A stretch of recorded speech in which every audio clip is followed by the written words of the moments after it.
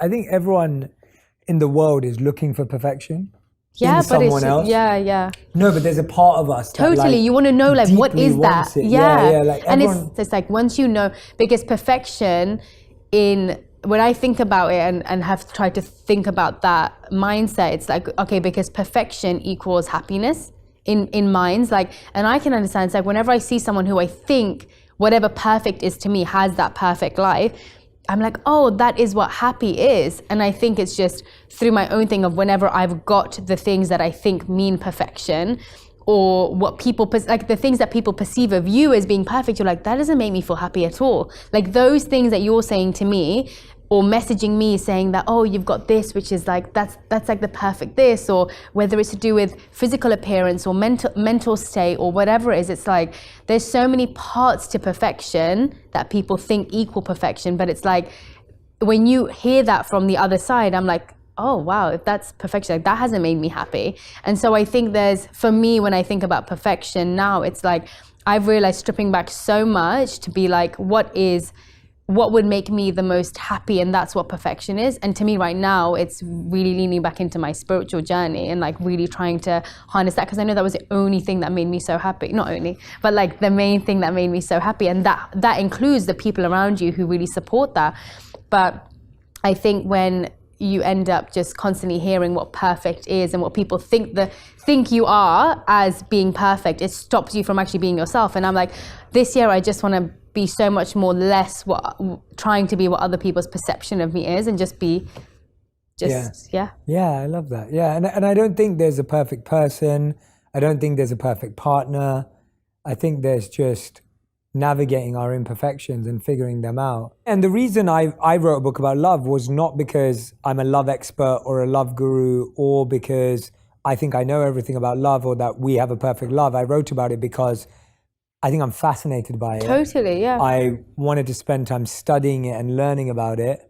And I wanted to be able to share insights and frameworks that I've created to not just manage our relationship, but manage and coach other people's relationships that I've worked with. And so what I'm sharing in the book is there is no story of a perfect love that we have. No. It doesn't exist in the book. There is no perfect story. Even our proposal story, I tell as a mistake and something that went wrong. And not wrong because you were upset or because you were sad, wrong because it made me realize I was just trying to love you in the way that I thought the movies taught us how to love. I wasn't loving you in the way that you wanted to be loved. No, but I think the tools and the frameworks that you've even shared with me have been so useful for not just our relationship, but like every relationship that I have. So I personally think like everything that you've even taught me in the relationship has been applicable to every relationship that I have.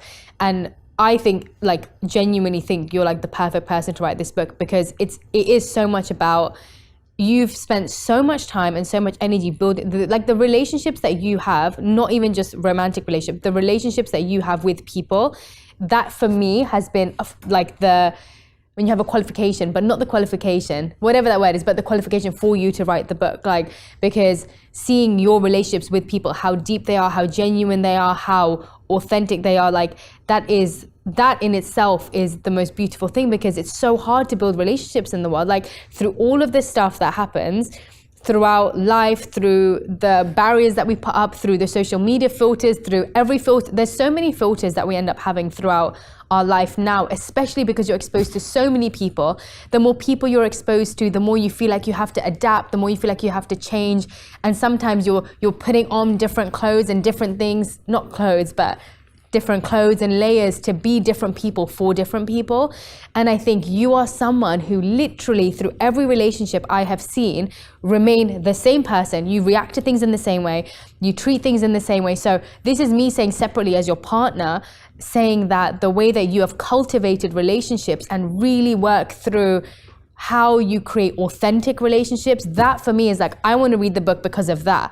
And that obviously applies to our relationship, the way that you communicate, the way that you share things. Like it takes so much work to become that person, and to just read the book to understand. And by the way, this is not a book plug, guys. I haven't read it yet, but I know it's going to be good just because of having experienced that and seen it like for 10 years, day in, day out, the way that you are. And that's why people who are close to you and the people that you have in your life and the way that you have created those relationships, they are relationships that you have for years and years and years, or and not even if they're not, they're relationships that have got so deep so fast that it's never been about the surface level stuff. And I think like that is just so powerful and so amazing, because I know I've had relationships, I've had friendships that I've had, or relationships for years and years, and there's, you know, they still don't feel what they should feel like, because I haven't invested the time to figure out how to make it that. And each relationship is so individual that you have to invest that time. So if you want that relationship with someone, and you want that friendship, you want that brothership, whatever it is, it takes that time investment. It takes creating those frameworks. It takes creating whatever it is, but you know, it is an investment of time and energy. And I think that the amount of relationships that you've had throughout your life that have been so meaningful, that in itself shows that you have so much to share and wisdom to share on it. And so, you know, romantic plus other relationships, I think that's such an important skill that you have to have through your life. And I feel like I would be so sad if I got to the end of my life and I was like, wow, I had all these friends, but like no real relationships. The whole thing we need as humans, I feel, is to feel that connection. And you can go 50, 60, 70, 80 years of your life not even having one connection to someone in that way. And how sad to have missed out on life. Sad, I'm talking sad for me, not like, oh, that's sad, but like genuinely sad to go through a whole life's worth of living and not actually having experienced what a relationship means. Like that would just, you know, how unfulfilling that would be. And so, yeah, I'm like, I genuinely am excited to read it, because I feel like, and you're like there teaching me along the way, but sometimes it's hard to really hear from someone that you spend time with, or like that you really, that you not take for granted, because I really value what you do, but you kind of take the words for granted when you're not studying it, or when you're not actually in, you know, when you're not in a place to even receive it. And so I feel like I'm in that place right now where I really want to build deeper connections. And I think that's why I think it's such an important thing from you, from other people. Started listening to the podcast recently. I did. This was on purpose. The question was, what did we find annoying about each other? And Right. I did. I said that it's when you share things about me that I don't know about. That is something that genuinely annoys me. And also because it's seen from your perspective, and you have like filter over your eyes when it comes to me, because you always think things I do are nice, when actually I can be a terror. But yeah, I changed the question, sorry.